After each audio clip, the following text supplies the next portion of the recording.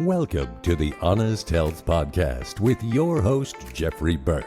Honest Health brings you the brightest minds in the natural products industry, as well as athletes and entertainers. Jeff will keep you entertained and informed while educating on how to be successful on your healthy journeys. Now, here's your host, Jeffrey Burke.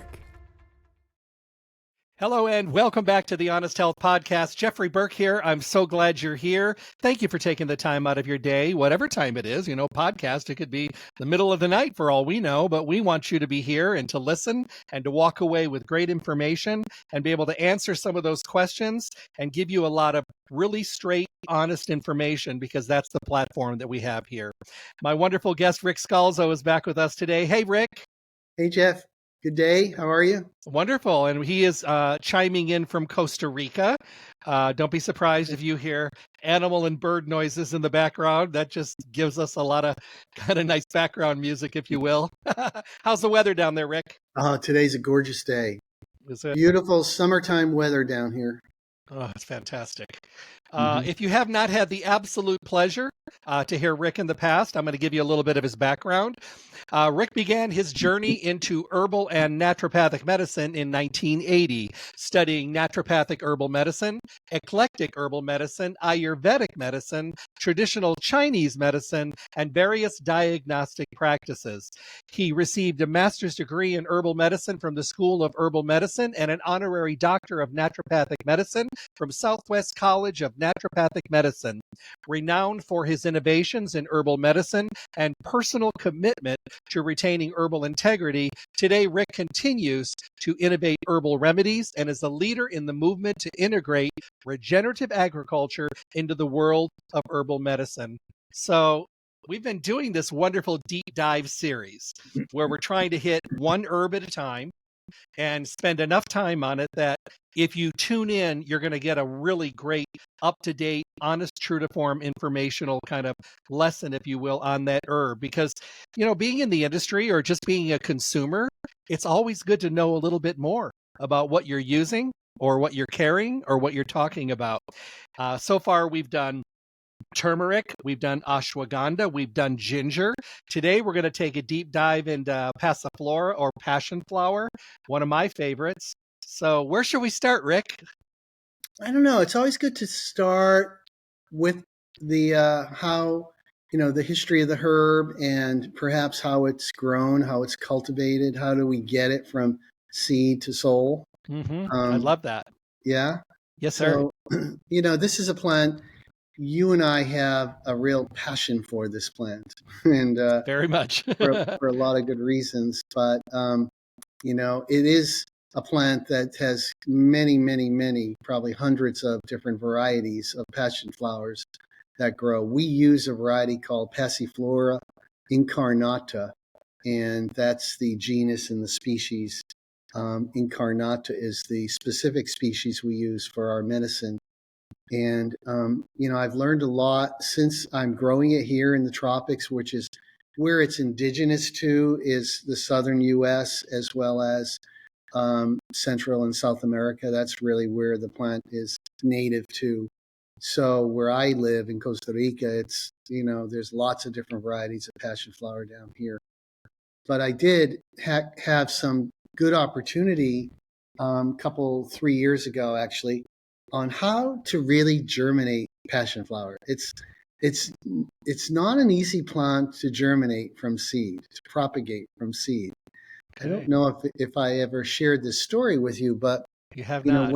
When we first started growing passion flower, on the seed packet, the germination rate was 20%. Oh my! I thought, oh my gosh, that's quite low. Yeah. And I thought, well, why? Why is it germinating so slowly, or in this case, so inefficiently? And it has to do with the shell, the coat, the seed coat, which is quite hard. And so to get to the germ where you really need to influence in order to get the seed to germinate, you actually have to scarify the seed. That's a term that's used in with seed people and landscape people, And basically what it means is you have to rough the seed a bit, break the seed coat a little bit in order for the seed to germinate properly. So, I'm growing passion flower in a large volume down here. We have hectares, acres and acres and acres of passion flower.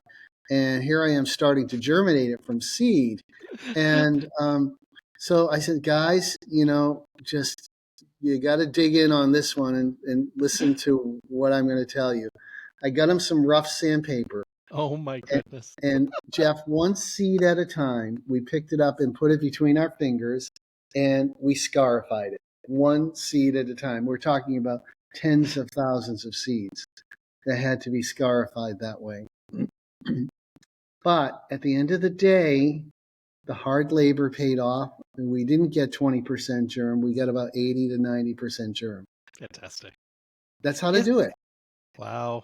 Is it a crop that needs to be replanted every year, or does it come back again? I mean, how does it work correctly? Yeah, down here it's a perennial, but it goes through a dormant stage during the dry season. Okay. I suppose if we irrigated it, it would continue to grow, but we don't. And so passion flower, if many of your listeners do not know this, it sends out these long, in many cases, 2-3 foot lateral roots underground. And every 2 or 3 inches on the lateral root, there's a little nodule, a little advantageous node. And so when we want to propagate and build more acreage of passion flower, all we do is dig up some roots and cut them every 2 or 3 inches where there's a node on and just replant it. Oh, okay. And that sprouts out a new plant. Wow. The flowers. So that's how to do it. And the original plant comes back. We're actually this year we're going to replant some of our passion flower, because we need to expand, but we're going to start from seed again to expand our crop rather than dig up some roots from plants that are 3 years old now. And I think it's going to be another great year for passion flower.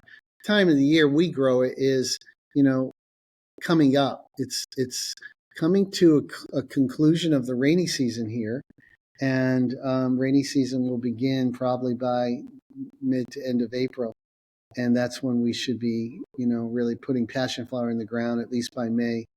Now, will you be doing the sandpaper effect again? Yeah, we have to. Of course. Of course. We know it works. I mean, fantastic. it's a big difference, and we want to do it right, and we want to get good germs. So we got to, just grunt a little and get it done. A little pain at the beginning for a beautiful crop. What's the thing that's always attracted? I think originally, even before I started using passion flower, it was the flower itself that attracted me because it's so absolutely beautiful. The colors. Yeah, it is. It is beautiful, isn't it? It was if you look at the history of the flower, it was the crucifix, symbolic of the crucifix of Jesus. And, it's kind of a sacred plant in so many ways. And for me, it's very, very sacred. I love to grow it. We're now growing it on, so it grows up like a vine, and it can grow 20, 30 feet tall if you let it. But,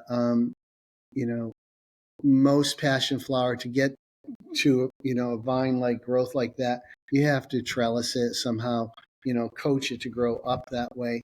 And we have started to give a type of trellising system on our farm to give it an opportunity to grow up like that, and it has really worked. We've gotten higher yields, higher productivity. But when we want to harvest passion flower, we don't wait for that stage of growth. We actually harvest it when it's about 2 to 3 feet tall. We don't want it to go to flower or fruit at the time of harvest. We want to get it before it goes to flower or fruit. What is the major part of the plant that you use for what your purposes are? Yeah, we use the vine, the young vine. Okay.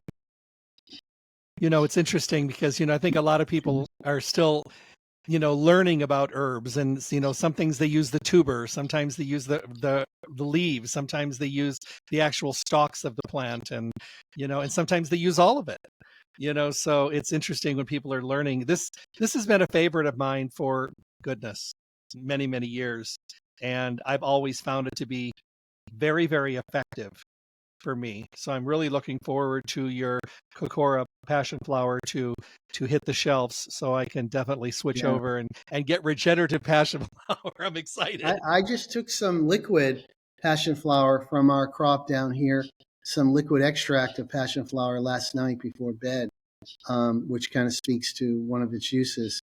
But yeah, I there's something to be said for growing passion flower regeneratively, because when we harvest and test the bioactive constituents in passion flower, which are called vitexins, vitexin flavonoid molecules, it is higher than I mean, not just by a little. It is much, much higher than anything I've seen from any other supply I've ever used. So, and that's been validated by the European Pharmacopoeia and the United States Pharmacopoeia. We are growing some pretty hefty passion flower value on our soils. The thing about regenerative, of course, we've talked before, and you and I talk personally as well about the benefits to the planet and what happens today, tomorrow, next week, next month, next year, next decade, taking care of our planet. But the thing that I love about growing regeneratively is because it's a very impatient world, and people are looking for groundbreaking results very quickly, and they expect things to happen very fast. And I know one of your foundational things that I know you've always done is utilize something called front loading, where your products are potent, very, very potent, and they're very, very they're in a state where when people use them, we're lucky enough that people get to feel things quicker, faster, and more effectively. And that, to me, that takes care of the impatience sometimes of expecting results quicker. But I love it because I like to be able to feel things faster. I'm one of those impatient people, of course, with understanding that, yes, I'd like a magic wand, but we don't have those. So it's nice to use products that give you a benefit quicker. Yeah, and I was in practice for a long time. I saw about 10,000 patients, and that was a lot. A lot of the times I front loaded the dose just to be sure that the patient was going to get, the outcome that I was looking for quickly. And once I knew the herb was the right herb for them by virtue of their experience and outcome, I could back the dose down. But I always employed the practice of front loading. Yeah, it's amazing. And I talk about that frequently when I talk about formulas that you're putting together. And, because like I said, that it keeps coming up. People are extremely impatient, and it's nice when someone can notice something and be able to feel a difference, make a change, see a change, correct a problem, and just be able to move forward and feel comfortable about what they're using. Yeah, it's great. And, speaking of patience,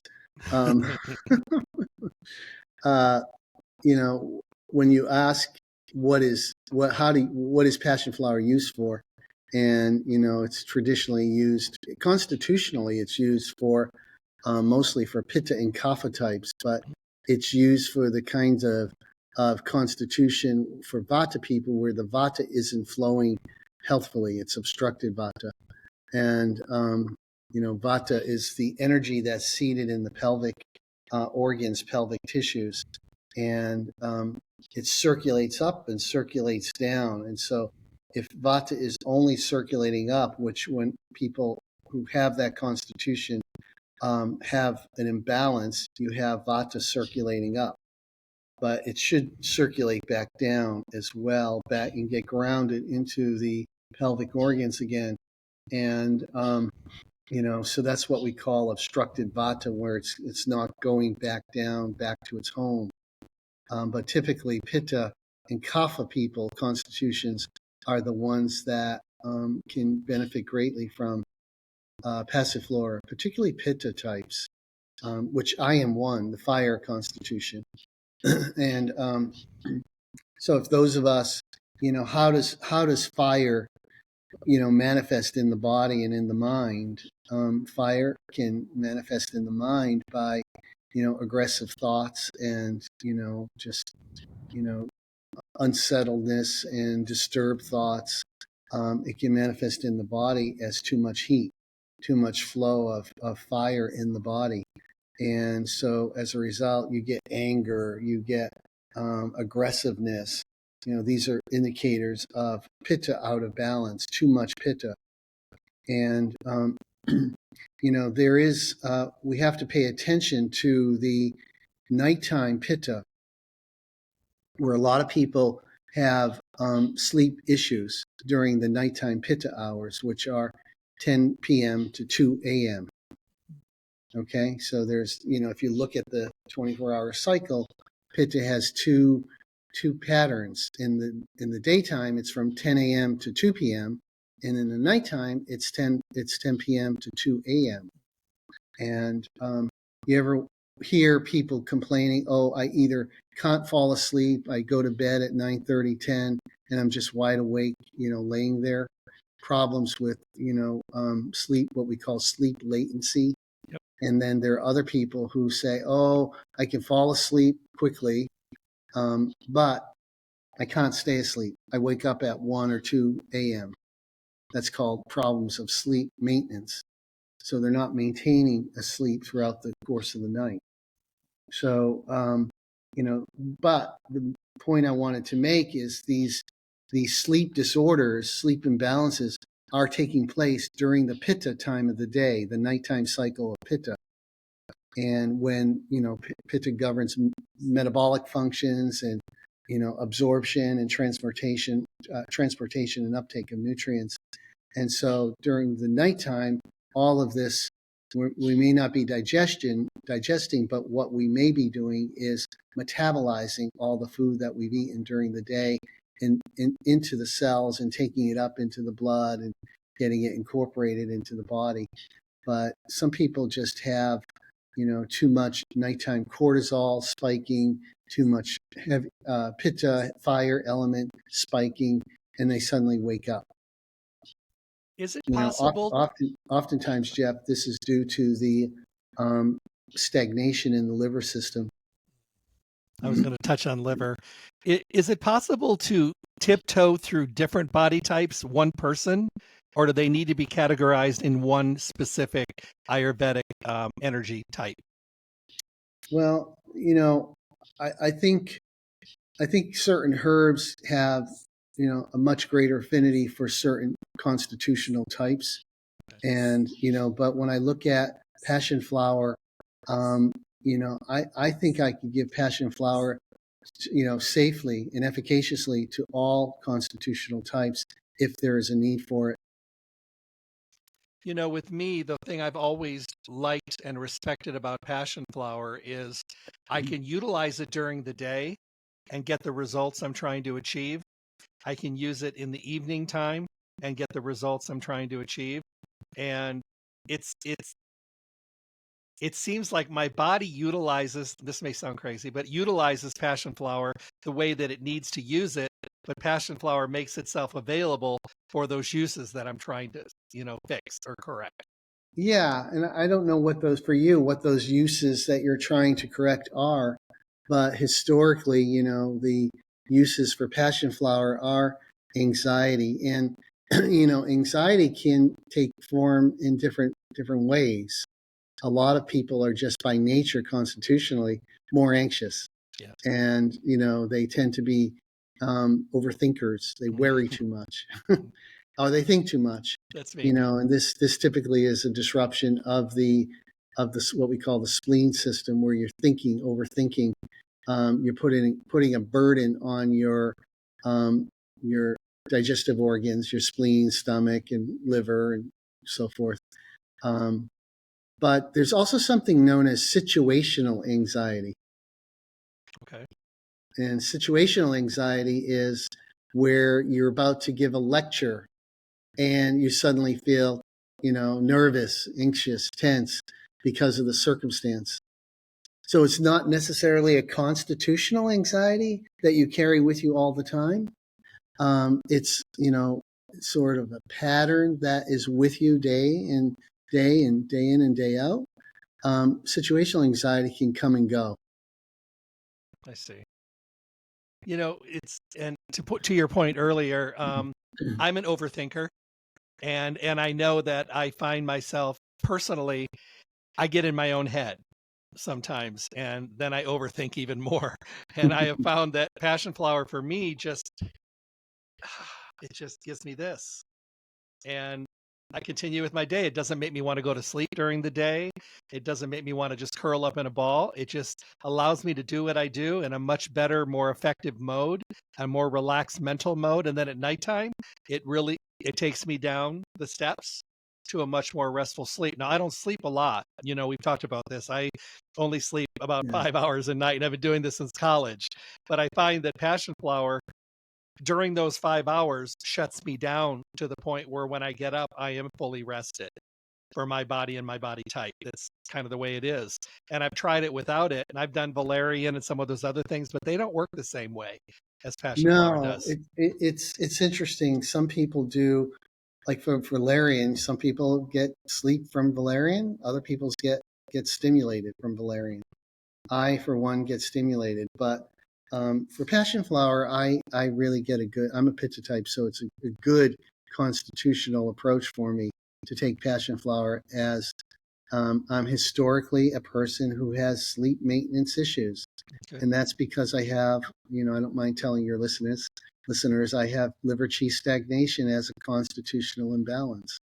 And so when you feel that on my pulse, how does that present? It presents a little wiry, and and so I tend to have this pattern, and passion flower is perfect for this pattern, and to clear up this pattern.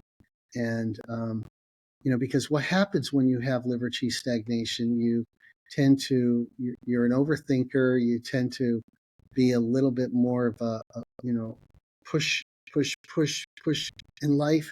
And, you don't take enough time to settle into sympathetic state. You're always more, I'm sorry, into parasympathetic state. You're always more in the sympathetic state. And, as a result, your body is always going. And that's a lot to say for the adrenal tissues, the adrenal glands. It pushes extra demand on the adrenals. And, a lot of us who have sleep maintenance problems are oftentimes are experiencing elevated nighttime cortisol. Wow, you're talking a lot about me here today. So, Sure. but you have to understand. Sometimes we have to be honest with ourselves and choose our supplementation, and hopefully ask the right questions to choose the correct products for us. And sometimes you have to try things and different things to find your winning combination. But I'll tell you, passion flower has been amazing. I know a lot of people that use it for situational anxiety, or they're using it because they're just very anxious in general. I know many people that use it at night for sleep. There's a school out here that works with autistic children, and I know that they work with holistic physicians and MD physicians, Mm-hmm. and they've used passion flower with some of the teenage children, and they found that it just creates a wonderful sense of balance. So I feel very connected to this herb as you do, and to me, it's just I'm so excited that you're growing it regeneratively. I can't wait. You mentioned about somewhat about the emotional state too. Passion flower may activate the GABA receptors, and when that happens, you may get an productive output of dopamine, and this may be good to help balance the unsteady emotions that can come up from time to time during the day. And so if you think of taking passion flower, a little bit more prophylactically, maybe instead of just at night or situationally for anxiety, maybe take it prophylactically, TID, 3 times a day, to see if it just resets your physiology, resets your parasympathetic, sympathetic system, and most importantly, resets your vagal system, your vagus nerve, so that you're more in a state of autonomic balance. I'm excited for people that have used some of these herbs in the past and they know how they react to them. And I'm very excited to see how they're going to react to the same herbs they've been using, but now in a regenerative mode, and being able to stand back and kind of be maybe taken back by how differently they feel. And I Mm-hmm. think that has to do with the soil and of course the potency and the credibility of the line as well, and also the cleanness of the line. And I do want to stress this, and I think it's really important that at Kokora you're using glass bottles, you're using vegan capsules, and the wonderful thing is the ingredients. My favorite part of the label, it doesn't have chemicals or sterates or any of those things in there. And I think people are now transparently looking for these things. And I think it's wonderful that this is going to be such a very clean line. Thank you for that. Yeah, I can share with you how we actually bring passion flower from field to capsule, I love it. to finished product. It's quite an amazing process, because when we go harvest passion flower, we go out into the fields, and we have to cut it. The passion flower might be 2 or 3 feet tall, and we cut it about 6 inches above the ground, and then we bundle it up out in the fields and bring it into the facilities to process. And then they have the guys that are processing it there have large tanks that they have something called parasitic acid, which is a fancy term for vinegar, and which is certified organic. And they use the parasitic acid as an agent to sterilize the passiflora, all of our herbs. And we then, so it goes into a bath that's got a small amount of parasitic acid in it. And we wash off any surface dirt, and then we let it drip dry, put it on racks, pile it on maybe 4 inches high onto racks, and those racks get stacked in our dryers, and then we dry it down. Once it's dried down, it is cut up into smaller pieces, what we call a tea bag cut size, and it's warehoused in our facility. And while it's under quarantine, it's being tested for microbial contamination and bioactivity, and all the important measures for producing a certificate of analysis. Once it's cleared, it comes out of our warehouse and goes up to a manufacturer in the U.S. to be liquid extracted first. And so we do a concentrated liquid extract with the right percentage of water and alcohol.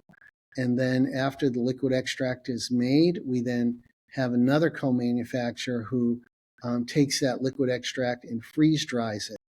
And so it lands in a powdered form, but very, very concentrated powdered form of extract.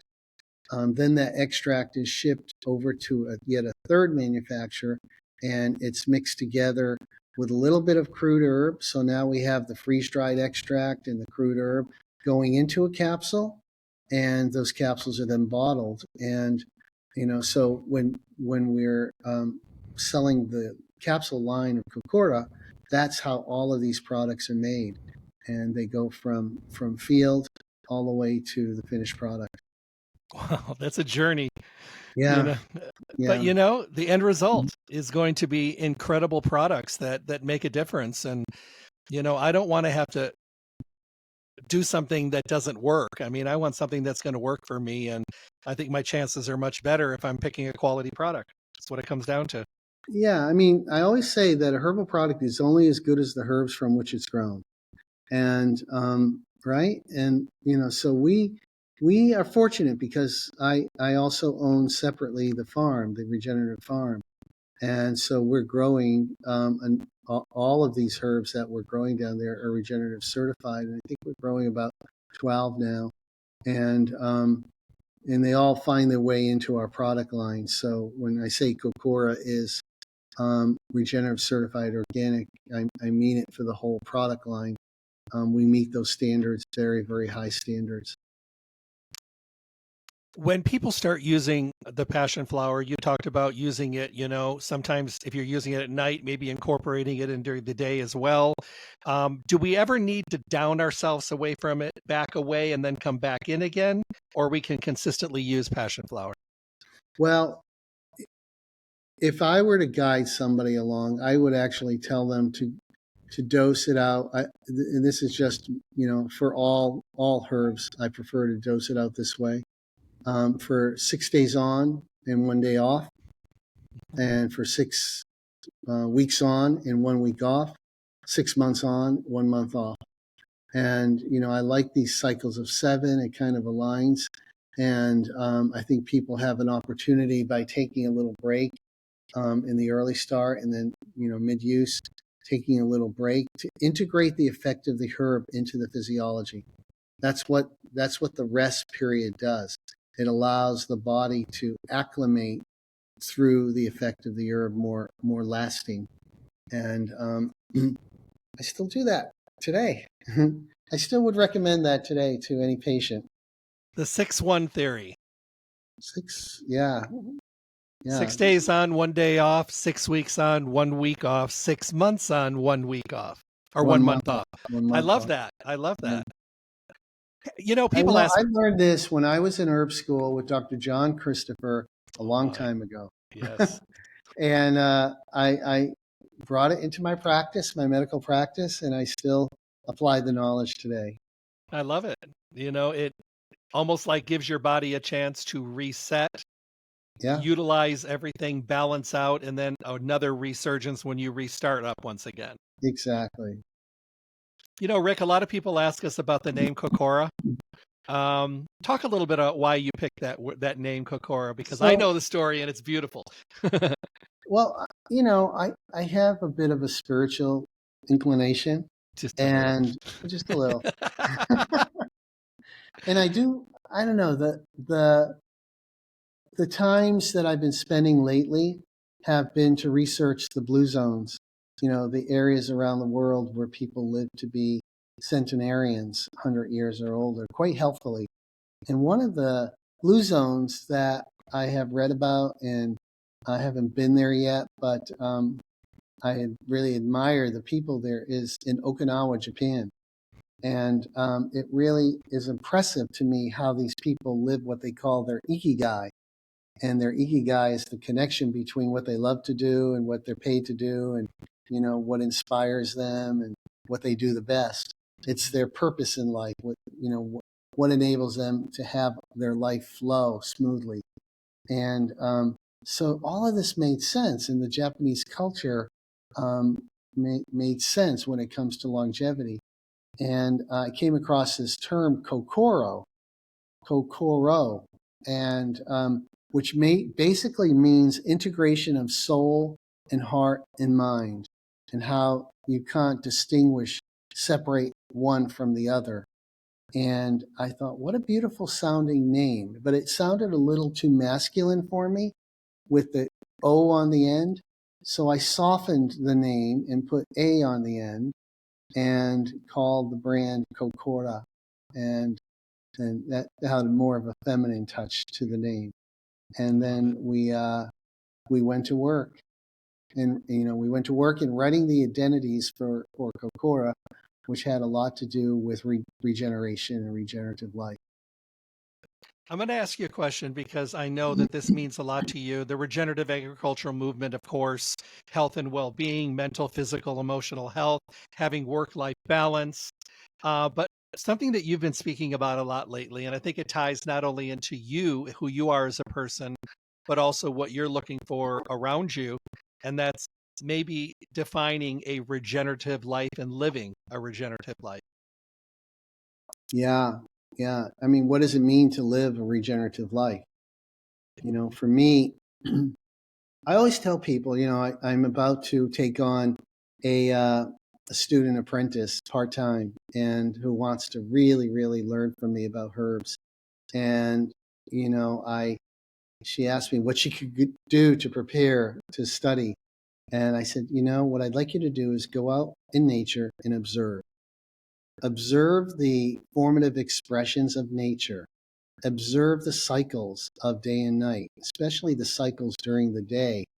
Observe how these cycles interface with the plants. Observe the different signatures that plants give, and the taste, the smell, the texture, how it feels to the touch. And basically what I want her to do is to start to build a language by her own experience, not by what I tell her, but what nature tells her. And for me, this is the first step in living a regenerative life, and that is getting aligned to the flow of nature. And because nature is perpetually regenerative. And we have I don't know if we've talked about this on one of your past shows, but all these principles of regenerative living that emerge from the principles of naturopathic medicine. And the very first one is the vis medicatrix naturae, which translates from Latin to the healing power of nature. And I think it's important, if you're really going to adopt a regenerative lifestyle, that you need to understand and feel the healing power of nature. Understand what it means, how to recognize it when it presents itself, and how to incorporate it into your life, and how to build and sustain it, because that's what's going to sustain your vital force. Wow. That's powerful. Thank you for sharing that. I have something I want to share with you. Every once in a while, we have somebody that takes time out of their day and sends a little bit of a note, which I respect highly, because they have to have something on their mind, have something in their heart, and then take the time to write it. So you and I got this little note. It says, "Thank you, Jeff and Rick, for this important series you are providing us with. There is so much misinformation everywhere today. It's great to have a platform to stay up to date, to be able to teach our customers correctly, and be able to teach our employees and send them and those same customers to be able to hear and see your interviews. Rick, I've been a fan for many years. You were the voice of education back then, and you are an incredible voice yet today." Beautiful. Nice. Isn't that nice? Yeah. I really like that. And Yeah, I like the gesture, to take time out and say, words of gratitude. so to kind of tie up the passion flower for today, give me like a couple bullets that people can take away with passion flower. They're just starting to tiptoe into it. Maybe just like a cliff note version of regenerative passion flower. I know that's hard. Well, the thing is, to remember that passion flower can be used by all constitutions, and particularly Pitta and Kapha types. When Vata is obstructed, it can be used. Its primary benefit is to be used for anxiety, situational and constitutional anxiety. It's very good for sleep irregularities, both sleep latency problems, which is difficult falling asleep, and sleep maintenance problems, which is difficult staying asleep. And it helps to reset, reshape, restructure the autonomic nerve system to have more balance between sympathetic and parasympathetic. And it kind of resets the whole vagal nervous system. And, it's one of those herbs that just takes the vibration, the octave so high and so wiry, and just calms it all down, so your physiology can function in a state of higher efficiency. When we are optimally rested, we have the capacity to be optimally dynamic. So rest and dynamism go hand in hand, and passion flower brings us the physiological rest that we need to be dynamically active. I love it. Well, my favorite part of the interview is always to ask you for the Ric Scalzo thought of the day. Well, since it's keeping with the theme of passion flower, I think just that. Learn the cycles of rest and dynamism in nature. Observe them first. I think everyone has an opportunity, no matter where you live and what your lifestyle is like, you have an opportunity to observe the patterns of rest and dynamism, or rest and activity.